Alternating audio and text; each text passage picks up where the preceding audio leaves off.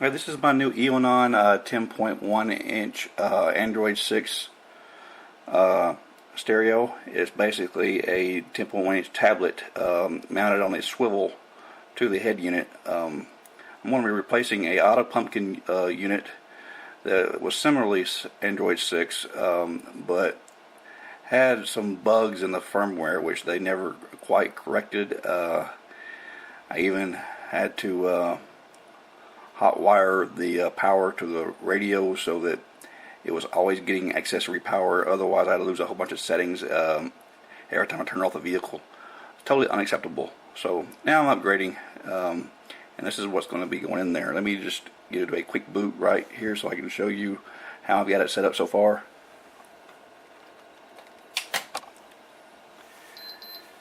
Now keep in mind this is on a Workbench, and it is starting up from zero power at all. Hopefully once I get it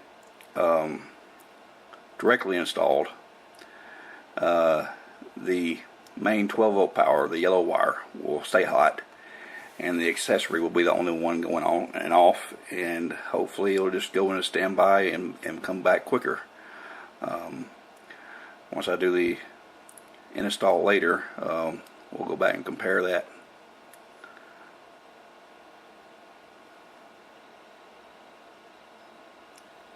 Well, we see right off the bat, the live wallpaper comes right up that I set, the Pandora widget, and my Weather Underground widget on the left. It's not showing it because it has refreshed Wi-Fi, but they are working. The default launcher I replaced with a 3D launcher called Next. With the AutoPumpkin unit, the stock launcher still wanted to boot up and interfere with stuff. It irritated me more than anything. This one really operates like an Android tablet. The only thing I have left to see is to hook it up in the vehicle and see how it sounds. But just on the bench, yeah, everything's been very perfect, and you can tell the difference the 2 gigs of RAM makes. Like I said, the other unit had also a T3 processor, the AutoPumpkin, and Android 6. Same operating system, and I believe the same processor. I'm not sure how many T3s there are, but it should be pretty close. And I do notice this one is considerably smoother. I have checked the GPS and the Bluetooth. There are screw-in antennas on the back for both. It did seem to pick up some signal on both, but with the antennas there was a significant increase, so we definitely want to hook those up and use them. I was looking right quick for the GPS test, and even without the GPS antenna screwed in, when I first hooked it up, this showed like 2 or 3 satellites already, and the Wi-Fi was like a couple of bars, and that was a few feet from the hotspot. But that's the unit. The only issues I'm still working on right now is trying to find the factory reset password to clear out all accounts and all user installed apps and totally reset it. There are some other menus that have passwords, and I have found those passwords. I will show them later. If anybody knows the master reset factory password, I would really appreciate it if you would respond in the video comments and let us all know what that is.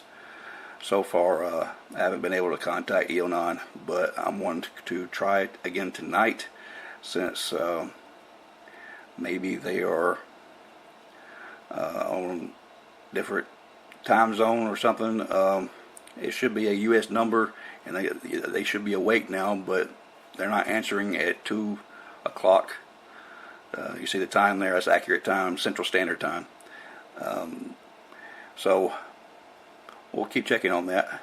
I'm going to shut this down now, and before I go out and start removing the AutoPumpkin, I just wanted to show you how this thing attaches and detaches from the main unit, because that was my biggest question before I bought it. I didn't want it to be really fragile, and I didn't want it to be something I was going to tear up every time if I had to go into the dashboard on my vehicle and redo something and take this off. I do know one gentleman who recently bought this unit. He posted a video online, and his cable or controller cable that goes to the display is already damaged. It sounds like a manufacturing defect. Fortunately, Eonon seems to have good support and is sending another cable. But let me show you what I found on connecting and disconnecting this display. Right now, it is just slid into the top of the cradle without locked in. There is a locking mechanism I will show you, but first let me shut it down, turn off the power. I'm just going to lift up about 1/2 inch,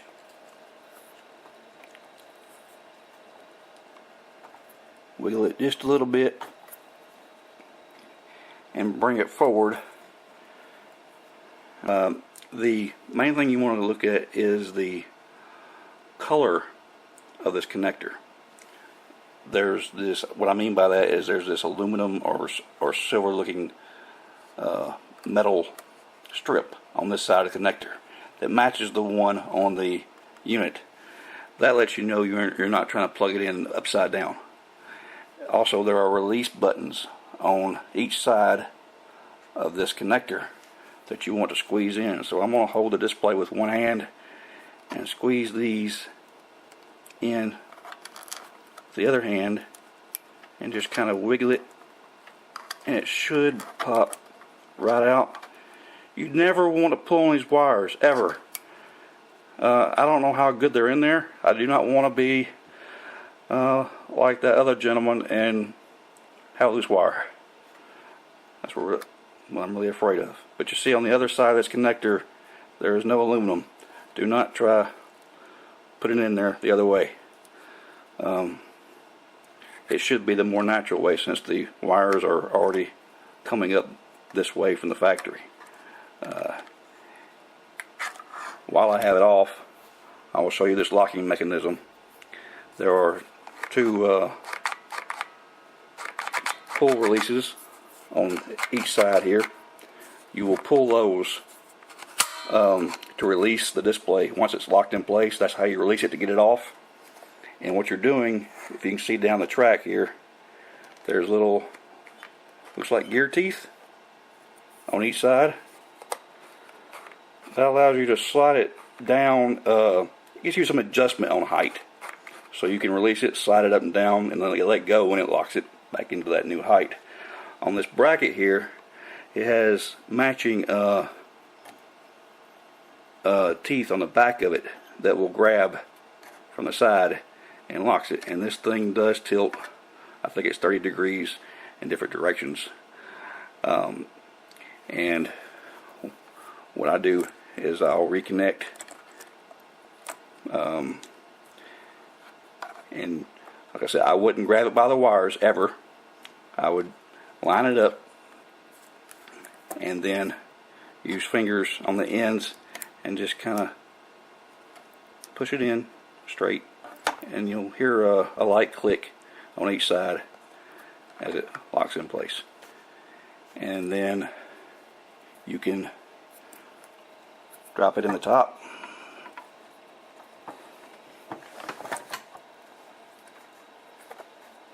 Get the wire out of the way a little bit. And that's just sitting down there about maybe a 1/2 inch, 1/4 inch, 3/4 of an inch. Good enough for temporary mount, just check things out. When it's permanently mounted, I will pull the releases out and slide it down further and center it up in the dash. But now let me go pull the old unit out, and I will start installing this one. I'll come back. Okay, I've got my stereo installed in my Avalanche now. Let me go ahead and get it booted up here. See how long it takes for a normal boot up. And I want to go over a few of my initial observations. Most are good. There are a couple of things that Eonon needs to work on. Start my truck. This is kind of hot out. I hope y'all can see this okay. The sun's kind of glaring in the back. First thing I want to say is I'm really impressed, especially considering my last experience. You may hear me bashing on AutoPumpkin a little bit. Well, I had the unit for a year. It's the only Android car unit I've had. It's the only one I can compare this one to. And they never fixed the bugs, even though they were reported repeatedly. Enough of that. Here is the unit, booted up to where you last was. This is Cody, where I was testing out Cody. Cody plays fine. You'll see that, again, I have my Next launcher running. It doesn't try to use the built-in launcher like the other unit did. My widgets work fine. You see Pandora, my Weather Underground widget in the left-hand side. Now, one thing on the Avalanche is it's not a fault of the radio, but my shifter here is kind of in the way in park. But going down the road and drive, it's out of the way there.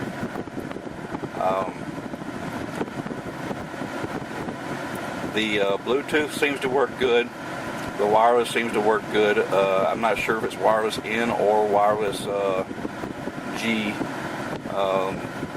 supported, but I have seen 30 or 40 megabits, which is about normal for my phone's hotspot and whatnot. YouTube works great. As far as issues that have been fixed compared to my old experience, well, there's the widgets that I've already mentioned. Some of the apps that require location for network location, or what they call high accuracy network and GPS, that's on by default, which is really good, because my last unit I could not do apps like Flickster, which uses network location. It refuses to use GPS location. Now, I guess you could debate on, well, maybe they should use GPS. I don't know, but some apps do use network location, and if they can't access the network location, then there's no automatic location. You have to do it manually. In my last unit, for some reason, they decided to not allow you to set Android to use network location. You can only do GPS location. Why they did that? So that's working. And my live wallpapers, everything comes up great.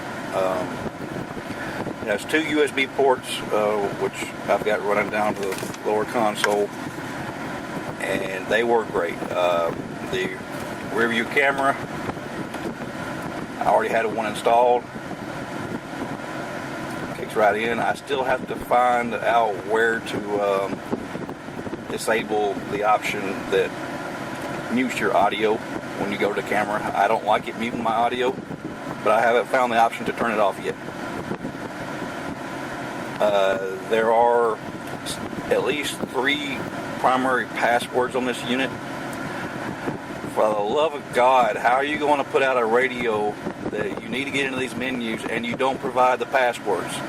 Listen up, Eonon. If anybody's out there from Eonon is watching this, provide the passwords. Either online documentation in the manual somewhere so people can put it up for safekeeping.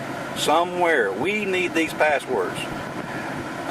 Most Android tablets and devices do not have passwords on these menus. Please take them off or give us the password.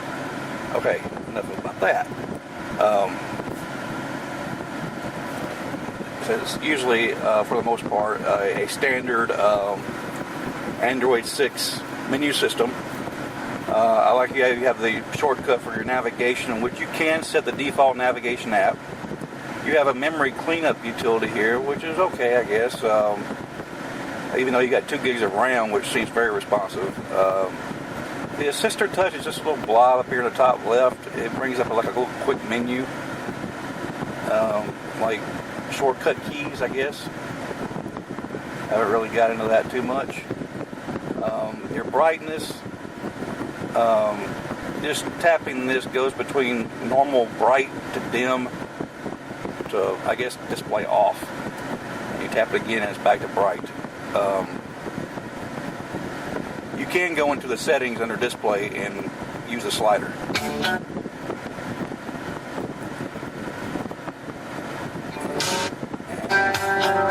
Not sure why my Pandora is starting up, but okay. There's a screenshot in here. And this slot appears for volume. Under your Android 6 settings, there's the typical, there's your display where you can go into brightness, level, and slide it.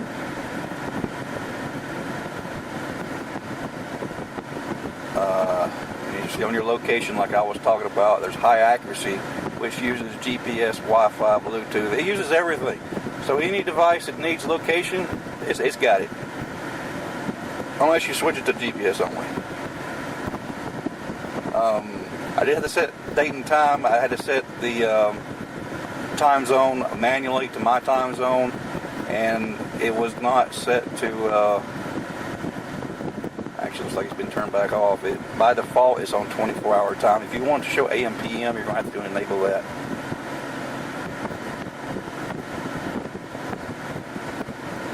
Okay, there we go. It was off.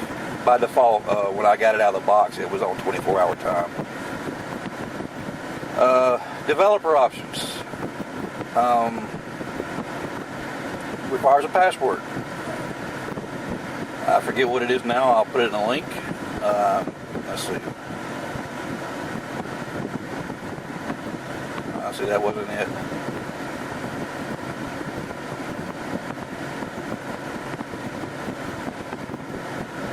$7890. Developer option 7890. You've got some running services, USB debugging. Lots of people turn on for certain things. Unknown sources is good. Have not found out a way to root this yet. I'll be looking out, but apparently the 2162, which is, I'm guessing, almost an identical OS. I couldn't find any roots on it either. All this is normal stuff. About device, so Android 6.0.1, quad-core T3, system version, the usual stuff. Under car settings, your top is your steering wheel controls update. My particular vehicle, being a 2003 Avalanche, I have a Access steering wheel control module interface that puts out a signal for aftermarket stereos, and I had to actually reprogram it for the stereo. My last 2 stereos, a Jensen and then that AutoPumpkin, it was fine, but this one, it did not want to set my controls, so I had to go back and manually set it. And what I set this to emulate was, trying to look it up here right quick, I believe it was the Kenwood mode for that control module. Navigation application. This is where you set your default. Now mine, I set it to Google Maps, but you can set it so that when you hit the Navi menu, it goes straight to the app of your choice, which is kind of cool. You can also set the Navi Auto Start that, to automatically come on, I think, when you boot the unit up. Being Chinese, they use a lot of open and close. Don't really. They should have used on or off. That would be more obvious, but I believe open is actually off and then close is on, kind of a binary sort of thing. Shutdown delay. Now this is interesting. My previous unit would go to sleep and then wake up, supposed to, when you start the vehicle, but it lost its settings. So, you know, had issues there. This one, by default, there's no shutdown delay. When you turn off your vehicle, your accessory, it shuts down. When you turn on your vehicle, it does a full boot like you saw earlier. This shutdown delay, what it does is, I thought it would keep the unit on for, 10 minutes and then shut off. But no, it puts it to sleep for 10 minutes. So when you turn off your vehicle, it's going to go to sleep. So long as you start the vehicle back up within 10 minutes, it wakes up. Otherwise, it does a full reboot. Now, there is a bug in this. Yes, this is one of the bugs. It's a minor bug, but it's a bug. If I set it and we shut off the vehicle, now I'm not going to wait 10 minutes, but the bug is, well, how about that? It didn't do it. There for a while earlier, it was going back into my steering wheel controls for some reason, and I couldn't get to stop doing it. But now I didn't do it. If it does it again, I'll put a comment in, or maybe talk to tech support or something. Let's get back where we were at so I can continue. So that was a shutdown delay. It just kind of woke back up. But you have to be within that time, up to an hour. More than an hour, it's going to shut off, and I guess keep draining your battery and whatnot. MCU update, I guess that's from their end, and system update for firmware updates, I guess. The reset factory, that is the password. And it says right here, restore factory mode. Third-party softwares would be deleted. Current system settings will be. It basically puts it back to factory. I need a password to that, and I cannot find it. I've tried all their 126s, the 123456, the 000, all their codes that have been posted, and nothing works. Give me the password. They had, I guess, some samples. I don't know what you want to call it. Some videos and MP3s already loaded on this thing. I don't need none of that. I need to reset it, and I mean it's okay the way it is, but I just want to make sure everything's clean. Under extra settings, this is the third password, and this one I was able to locate is 123456, and on the developer options it just continued. It was 7890, but this is 123456 for extra settings under car settings. You really usually don't need to change too much here. The brake settings, I didn't even hook that up. The resolution, you can set it by 800 by 480. Why would you lower the resolution? It doesn't do anything anyway. You've got some other advanced stuff here, changing USB speeds. I wouldn't really want to mess with it. Now, amp volume might come in handy. I did not use the power outs straight to speakers. I used the RCA outs to my amplifier. Reverse video, I guess if your camera is backwards. Config info if you need to make sure something's not quite right. Logo setting, I did set it to being an Avalanche. I did set it to Chevrolet logo. There's a whole bunch in there. So when it boots from like a cold boot, it shows the Chevrolet symbol. So that's pretty straightforward.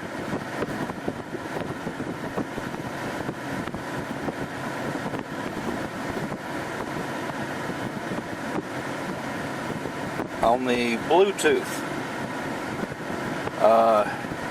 It took me a minute to figure out how to get the address book. Now, you go to settings and you see it's 5802 Eonon, but you can change it. You can change all this. But that's the default 5802 pin for pairing. You can scan here, search for devices that pair. You can connect or disconnect, and you can delete devices. That's all straightforward. So let me try to connect it here. Should take a couple of seconds.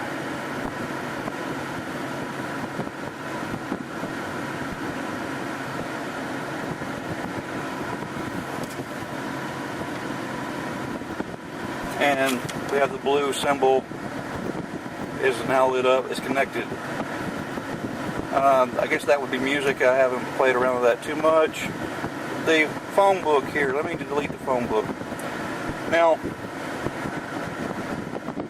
it wasn't too clear in the manual, or I didn't think, but I'm trying to look at, contacts on my phone, and I guess that's a search. This is what I started with, and nothing's coming up. This looks like a picture of a sim. There's nothing on my sim. Download sim phone book.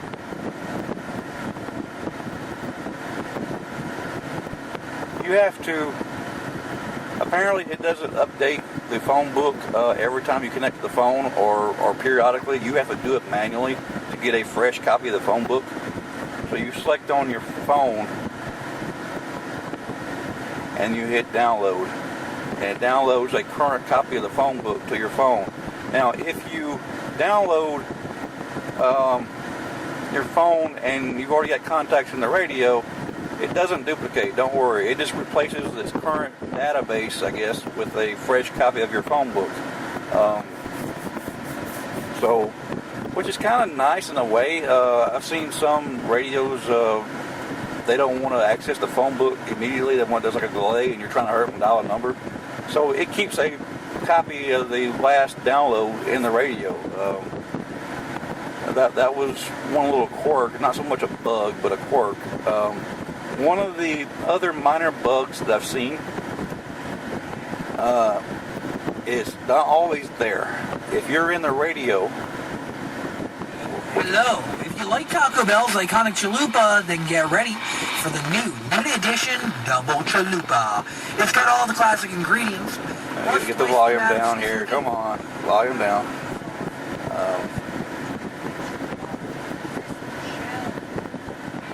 But if you're in the radio app and you go to, I guess maybe some of the other audio apps too, I don't know, but if you go out of it, it's going to keep playing the audio in the background, although on the radio app's a little lower volume. But if you load up another app, like say Pandora, I say this time it didn't do it, but sometimes I've heard it play both music sources at the same time, which is not good. So these default apps, or I would say the integrated apps, for music and radio, pay attention. If you're through listening to that source, use these little buttons here as like a little. It's not really a back. It's almost like an exit button. It actually exits that music source and shuts off that music instantly. The radio app, I want to say, is much better than the previous one. And you see RDS data is on by default. You get a lot of info, and whatever you're looking at on that station, when you click and hold, it sets the program to whatever's being displayed. So you can name it as text. If there's a song being displayed, then that's what you get it programmed to. But if there's plenty of stations, the RDS data is good. You have normal, extended range, and local. You have auto scan, which will automatically go through and program all the stations to whatever it detects. The reception seems pretty good. See it stay going unless I exit out. The music also seemed a lot better application than the previous unit. This is my USB flash drive loaded with MP3s. It puts everything in a nice alphabetic order. I like.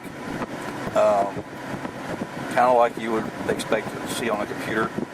You got all your folders. And then let's see.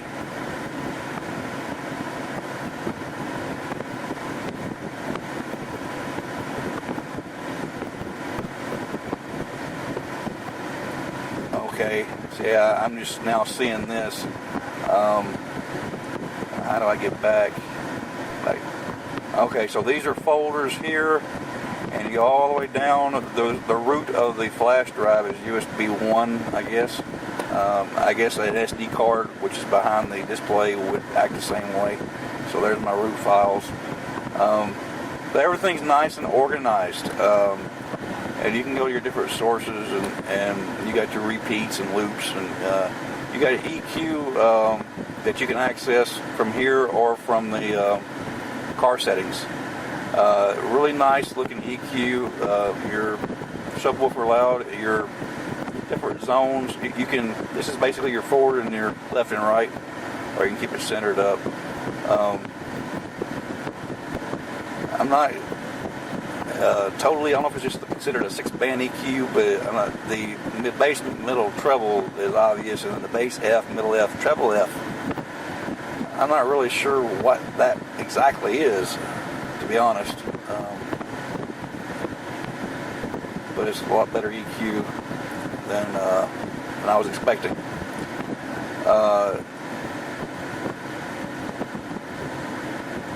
It's like Cody did good, YouTube did good. I haven't had an app yet that doesn't work right, which I don't know if it was the API updates that they were supposed to do on the other one or not, but this Android 6 seems clean and stable. The My Radar app, it actually would crash out every single time on the other unit, and also my next launcher would not install either. I had to pick a more plain launcher like Apex, but this right here, it does its animation, it does perfectly. You can leave it up. I mean, no issues, just like you would expect from Android 6. I haven't seen an app yet that doesn't work right. So not perfect, or not flawless, but I am very impressed with it so far. It does sound great, and I don't have to worry about resetting all my settings when I turn the vehicle back on. I don't have to worry about losing my flash drive music and have to unplug it and plug it back in. You know, crazy stuff. It just does what it's supposed to do. You do have steering wheel control settings in your app drawer if you're running a launcher that shows you that. You also have your EQ here in the drawer.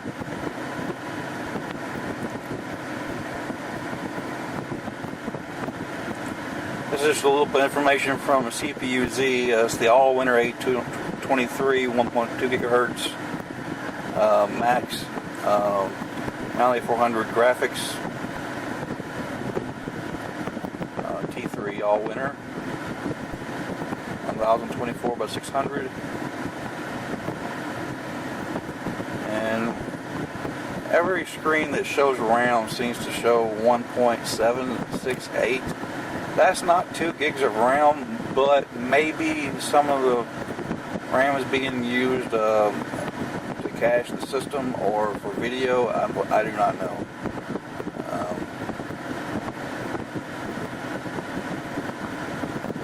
This is available storage, but there is actually more storage than that in the whole system. It's just because you usually see in the advertisement that there's 12 gigs after. Well, there's probably about that. It's just that some of it is set up is allocated toward different things, I would say. Like I said, I just got this installed. I'm still trying to learn a lot of it myself.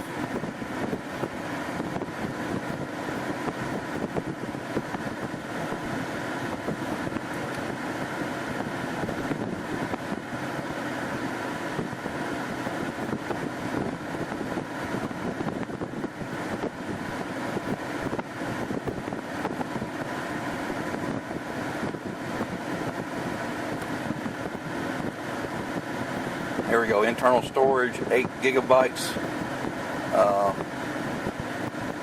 on internal. Now, I have a 64 gig, I have a 64 gig PNY flash drive attached, and it's formatted in TFS and works just fine. I know the specs say they support 32 gig officially, but I can say that my 64 gig drive works fine. So chances are other larger drives may work. I may try getting one of my 256 gigs and plug it in and see what happens.